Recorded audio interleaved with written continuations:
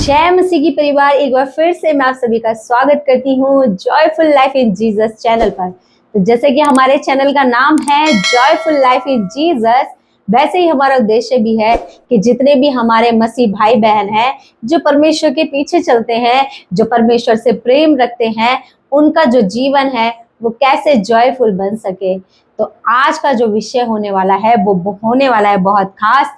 Video पे पूरा बने रहें, वीडियो को एंड तक देखें, स्किप बिल्कुल भी मत करना।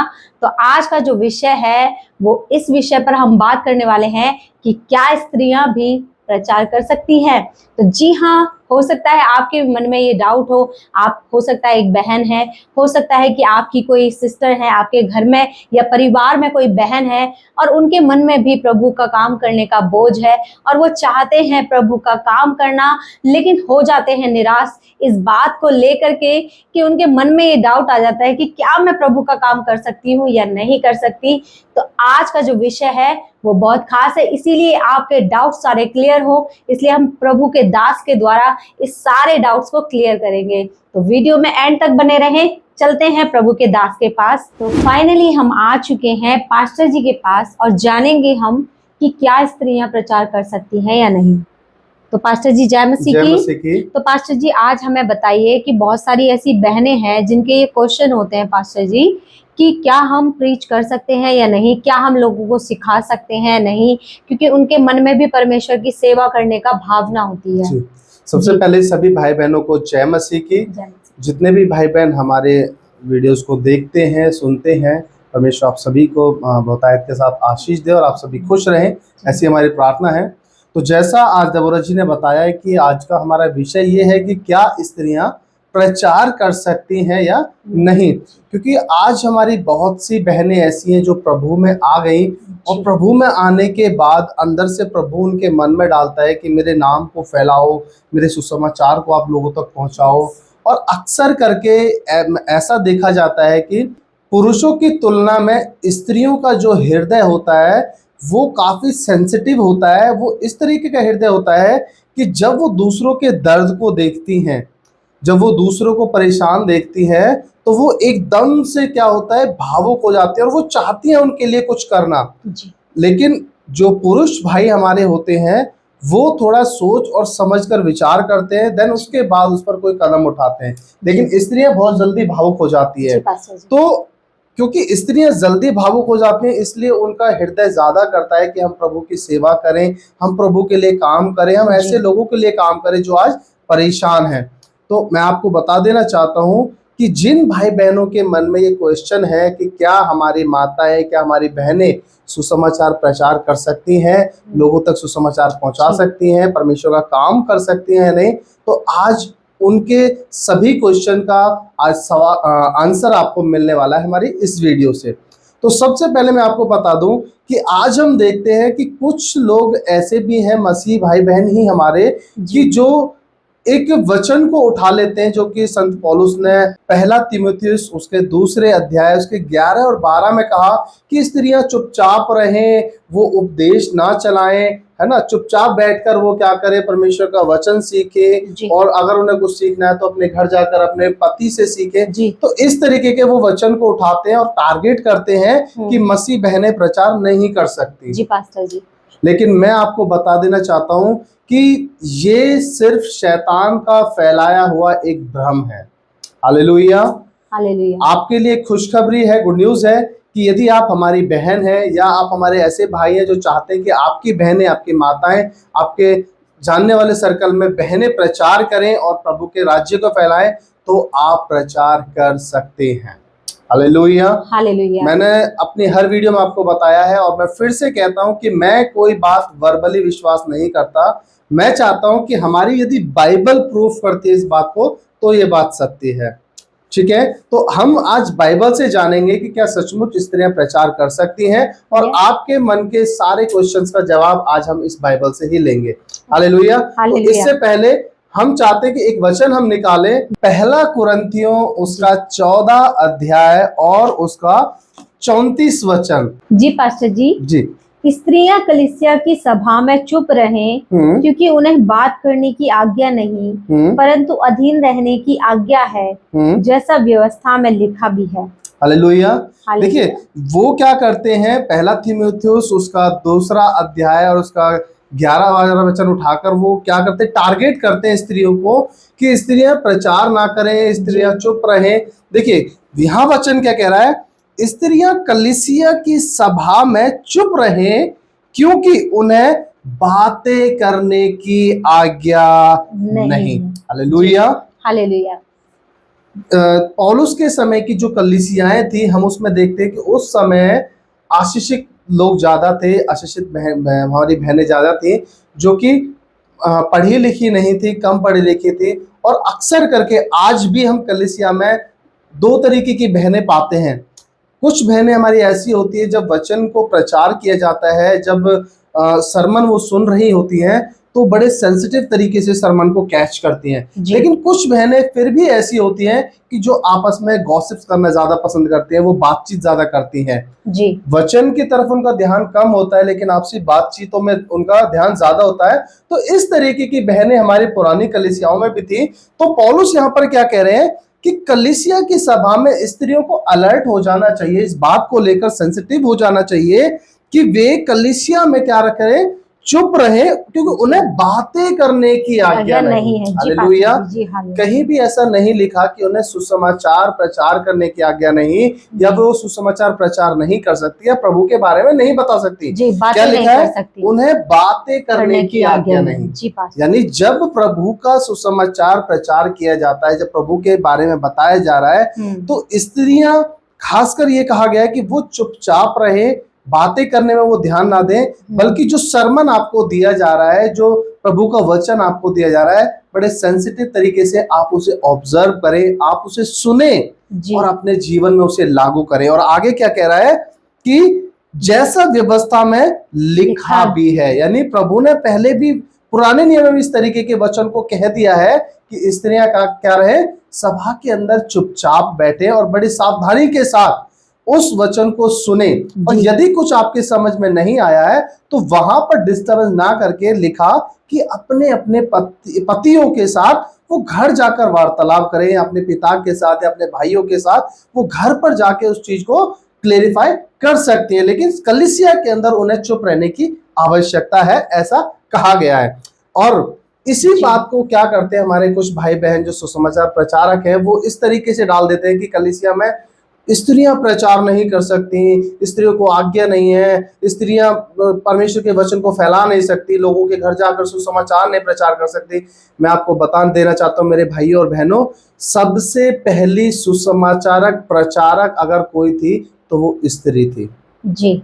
हालेलुया। हालेलुया। नए नियम में यदि आप देखते हैं, जब यीशु मसीह को क्रूसीफाई किया गया और यीशु मसीह जब कब्र में डाले गए और उसके बाद जब वो तीसरे दिन मृतकों में से जी उठे, तो मरियम मगदलिनी और दूसरी मरियम, ये दोनों स्त्रियां ही थी, कोई पुरुष नहीं था। और ये दोनों सबसे पहले कब्र में के पास पहुंची और उन्होंने क्या देखा कि प्रभु वहां नहीं है। और जब वो वहां से लौटने लगी और उन्हें स्वर्गदूत वहां पर मिला और खुद यीशु मसीह के साक्षात उनके दर्शन हुए, तो यीशु मसीह ने कहा कि जाकर मेरे भाइयों को कह दो, मेरे भाइयों को सुना दो कि मैं उनसे पहले गलील को जाता हूं और मैं उन्हें वहां मिलूंगा। हालेलुया। क्या बोला कि ये समाचार दे दो मेरे भाइयों को। ये एक शुभ समाचार था, जिसे आज हम सुसमाचार कहते हैं, कि हमारे प्रभु यीशु मसीह आए, वो मृतकों में से जी उठे और उन्होंने हमारे लिए दुख भी उठाया, लेकिन आज वो मृतकों में से जी उठे और वो आज हमारे बीच में है। यही सुसमाचार है और यही सुसमाचार प्रचार करने के लिए खुद यीशु मसीह ने उन दोनों स्त्रियों से कहा कि जाकर मेरे भाइयों को ये समाचार दे दो। हम बाइबल से इस बात को जानेंगे। मैं चाहता हूं कि इसे हम वचन से क्लेरिफाई करें। हम निकालेंगे मत्ती उसका 28 अध्याय और उसका 5, 6 और 7 वचन हम पढ़ेंगे। स्वर्गदूत ने स्त्रियों से कहा, जब वो स्त्रियां कब्र पर आई तो उन्हें स्वर्गदूत वहां पर मिला और स्वर्गदूत ने उनसे क्या कहा जी, मत डरो, मैं जानता हूं कि तुम यीशु को जो क्रूस पर चढ़ाया गया था ढूंढती हो। वह यहाँ नहीं है, परंतु अपने वचन के अनुसार जी उठा है। आओ ये है स्थान देखो जहाँ प्रभु पड़ा था, और शीघ्र जाकर उसके चेलों से कहो कि वह मृतकों में से जी उठा है और वह तुमसे पहले गलील को जाता है, वहां उसका दर्शन पाओगे। देखो मैंने तुमसे कह दिया है। बोलो यीशु मसीह की जय। स्वर्गदूत उन्हें मिला और क्या बोला कि जाकर उसके चेलों से इस बात को कह दो, उन्हें समाचार दे दो कि वह जो मर गया था जी उठा है और वो तुमसे पहले गलील में वो तुम्हें मिलेगा, गलील को जाता है, तुम उसका दर्शन गलील में पाओगे। और आपको पता है यीशु मसीह का दर्शन पहले उन स्त्रियों ने देखा। जैसे ही वो, बाइबल हमें बताती है, जैसे ही वो पीछे मुड़ी तो उन्हें यीशु मसीह का दर्शन मिला। उन्हें लगा कि वो यीशु मसीह नहीं है, शायद कोई माली है। वो कहने लगे कि प्रभु यदि तूने हमारे स्वामी को देखा है तो हमें बता दे, हम उसे वहां से ले जाएंगे। तो जब उसने मरियम को आवाज दी, यीशु मसीह ने मरियम को आवाज दी, तो वो पहचान गई, अरे ये तो प्रभु है। और जब वो प्रभु को छूना चाहती तो यीशु मसीह ने कहा कि मुझे मत छुओ क्योंकि मैं अभी अपने पिता के पास तक नहीं। यानी स्त्रियों को सबसे पहले सुसमाचार सुनाने का मौका मिला है और प्रभु का दर्शन भी स्त्रियों ने सबसे पहले पाया है, मृतकों में से जी उठने के बाद। हालेलुया। तो ये बहुत खुशकिस्मत वाली बात है यदि आपकी माता है, आपकी बहन है, आपकी पत्नी है, अगर वो प्रभु का काम करना चाहती है, वो सुसमाचार सुनाना चाहती है, तो आप उन्हें बिल्कुल भी ना रोकें, बल्कि आप उनका समर्थन करें, उनका सहयोग करें, उन्हें आगे बढ़ाएं और उन्हें प्रभु के राज्य में आने का मौका दें। क्योंकि प्रेरितों के काम, हम एक वचन और पढ़ेंगे, प्रेरितों के काम उसका 2 अध्याय और उसका 17 वचन देखेंगे क्या कहता है। परमेश्वर कहता है कि अंत के दिनों में ऐसा होगा कि मैं अपना आत्मा सब मनुष्यों पर उड़ेलूंगा और तुम्हारे बेटे और तुम्हारी बेटियां भविष्यवाणी करेंगी और तुम्हारे जवान दर्शन देखेंगे और तुम्हारे पुरनिये स्वप्न देखेंगे। हालेलुया। आप समझ रहे हैं वचन क्या कह रहा है कि अंत के समय में, अंत के दिनों में ऐसा होगा कि तुम्हारे बेटे और बेटियां, हालेलुया, बेटे और बेटियां क्या करेंगे, भविष्यवाणियां करेंगे। और आप और हम सभी जानते हैं कि ये अंत का समय चल रहा है, जिस प्रकार का माहौल हम देख रहे हैं, और एक के बाद एक बाइबल की बातों को हम पूरा होते हुए देख रहे हैं। तो ये वो अंत का समय है जब प्रभु अपना आत्मा सब मनुष्यों पर उड़ेलने पर है, चाहे वो बेटा हो, चाहे वो बेटी हो, चाहे वो शादीशुदा स्त्री हो, चाहे वो कंवारी स्त्री हो। क्या बोला कि तुम्हारे बेटे और बेटियों पर ऐसा आत्मा परमेश्वर उड़ेलने पर है कि वो क्या करेंगे, भविष्यवाणियां करेंगे, पुरानी स्वप्न देखेंगे, जवान दर्शन देखेंगे। इस तरीके से आप प्रभु का काम कर सकते हैं। परमेश्वर आपको प्रोफेसीज के गिफ्ट से भरना चाहता है, प्रभु आपसे काम कराना चाहता है। वो आपको प्रभु आपसे इसलिए इस बात को नहीं कह रहा कि आप भविष्यवाणियां करेंगे कि आप घर में बैठकर सिर्फ भविष्यवाणी करें।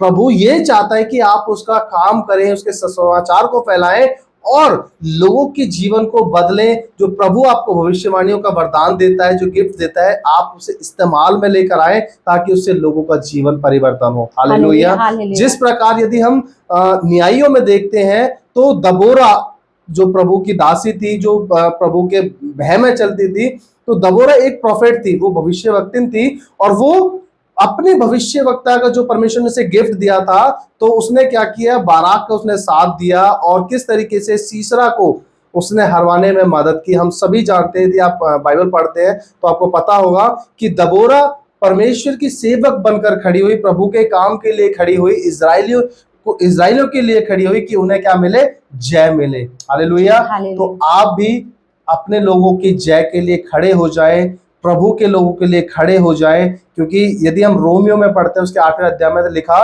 कि ये पृथ्वी, ये सृष्टि बड़े आशा भरी नजरों से परमेश्वर के पुत्र और पुत्रियों के खड़े होने की बाढ़ जो रही है कि आप जो पृथ्वी के लोग हैं जो पीड़ाओं में पड़े हुए हैं, आप उन्हें उन पीड़ाओं से बाहर निकालें। हालेलुया। तो आशा करता हूं कि आपको ये मैसेज समझ में आया होगा, आपके डाउट्स क्लियर हुए होंगे।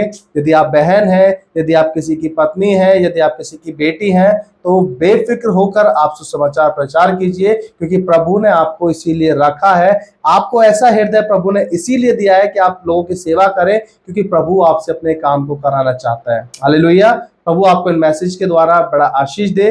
परमेश्वर आपको खुश रखे। जय मसीह की। देखा मेरे प्यारे भाई और बहनों, किस तरीके से परमेश्वर के दास ने हमें इतनी खूबसूरती के साथ बताया कि क्या हम प्रचार कर सकते हैं या नहीं, क्या एक स्त्री प्रचार कर सकती है या नहीं। तो उन्होंने कितने अच्छे तरीके से हमें बताया कि पहला जो सुसमाचार था वो भी लेडीज ने दिया। तो इसीलिए परमेश्वर चाहता है कि आज हर एक लेडीज परमेश्वर के लिए खड़ी हो जाए और परमेश्वर के बड़े बड़े कामों को करे। तो मैं आशा करती हूँ आज आपके सारे डाउट्स क्लियर हो गए होंगे और आज से ही आपने ये निर्णय लिया होगा कि आज से ही आप प्रभु के काम करना शुरू करेंगे। आमीन। इसी के साथ प्रभु आप सभी को बहुत आशीष दे और आप सभी से निवेदन है, आप हमारे चैनल पर नए जुड़े हैं तो हमारे चैनल को सब्सक्राइब जरूर कर ले, वीडियो को लाइक शेयर करना बिल्कुल भी ना भूलें, क्योंकि बहुत सारी बहनों को इस विषय को जानने की बहुत जरूरत है ताकि वो भी एक दबोरा के समान खड़ी हों और परमेश्वर के बड़े कामों को करें। तो मिलते हैं हम नेक्स्ट वीडियो में नए विषय के साथ। जब तक के लिए आप सदा खुश रहिए। जय मसीह की।